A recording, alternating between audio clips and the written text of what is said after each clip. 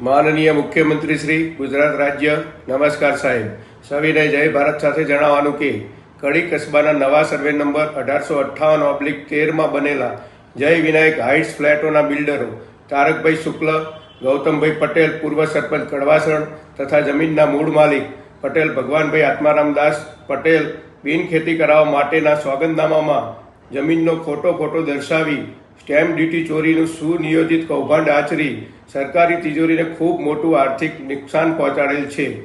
આ જમીન બિનખેતી કરાવવા માટે જે જમીનનો ફોટો બતાવવામાં આવ્યો છે તે ફોટામાં સદર જમીનની પૂર્વ દિશામાં આવેલી કડી નગરપાલિકાની ઓવરહેડ પાણીની ટાંકી, પશ્ચિમ દિશામાં આવેલા શિવમ સોસાયટીના મકાનો, ઉત્તર દિશામાં આવેલા પરમાનંદ પાર્ક સોસાયટીના મકાનો તેમજ દક્ષિણ દિશામાં આવેલા ગોલ્ડન ટ્રાયેંગલ નામના 7 માળના ફ્લેટો જે બાંધકામો અગાઉથી હતા તે સોગંદનામામાં જમીનના ફોટામાં દેખાતા જ નથી.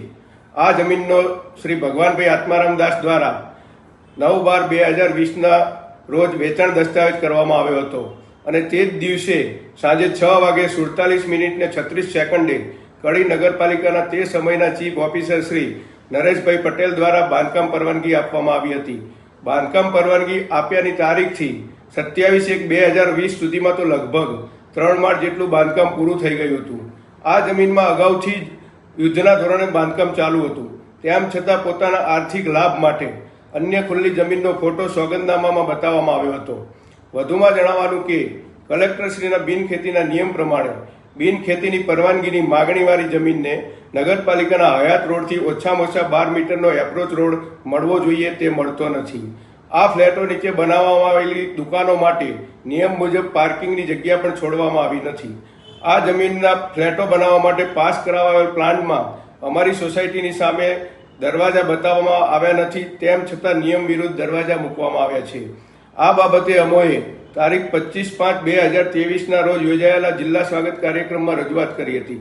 ખોટું સોગંદનામું કરી કલેક્ટરશ્રીને ગેરમાર્ગે દોરવા બદલ ખરેખર કલેક્ટરશ્રી અથવા કલેક્ટરશ્રી કચેરીના કોઈ અધિકારી દ્વારા ફરિયાદી બની ફરિયાદ દાખલ કરવાની હોય, તેમ છતાં અમોને જાગૃત નાગરિક તરીકે આ બિલ્ડરો વિરુદ્ધ ફરિયાદ દાખલ કરવાનું કહેવામાં આવ્યું હતું અને અમારા દ્વારા ફરિયાદ પણ દાખલ કરવામાં આવી હતી, પરંતુ કોઈ નિષ્પક્ષ તપાસ કરવામાં આવી ન હતી.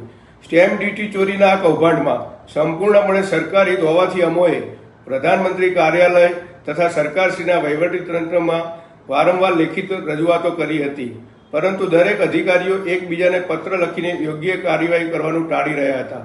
વારંવાર રજૂઆત કરવાના કારણે સમયાંતરે સ્ટેમ્પ ડ્યુટી મહેસાણાના અધિકારી અને કડી નગરપાલિકાના અધિકારીઓ દ્વારા સ્થળ મુલાકાત કરી હતી અને અમોને એમ કહેવામાં આવ્યું હતું કે તમે સાચા છો, તમારા દરેક મુદ્દા સાચા છે, પરંતુ પછીથી સરકારી અધિકારીના સૂર બદલાઈ જાય છે અને કોઈ કાર્યવાહી કરવામાં આવતી નથી, કારણ કે સમગ્ર કૌભાંડમાં જે તે સમયના કર્મચારીઓ પણ ભ્રષ્ટાચારમાં સંડોવાયેલા હોય છે. તેથી માનનીય કલેક્ટર શ્રી મહેસાણા અને ગુજરાત સરકારને વિનંતી કે ખોટું સોગંદનામું કરી ભગવાનભાઈ આત્મારામ પટેલ તથા તેમને સાથ આપનાર સાક્ષીઓ પટેલ બિપિનચંદ્ર રમેશભાઈ તથા પટેલ સતીશભાઈ ગાંડાભાઈ તથા તેમની ઓળખ આપનાર પટેલ અંકિત દિનેશભાઈ વિરુદ્ધ કાયદાની જોગવાઈ મુજબ કડકમાં કડક કાર્યવાહી કરી યોગ્ય દાખલો બેસાડવા વિનંતી. નમસ્કાર. જય જય ગરવી ગુજરાત. જય શ્રી રામ.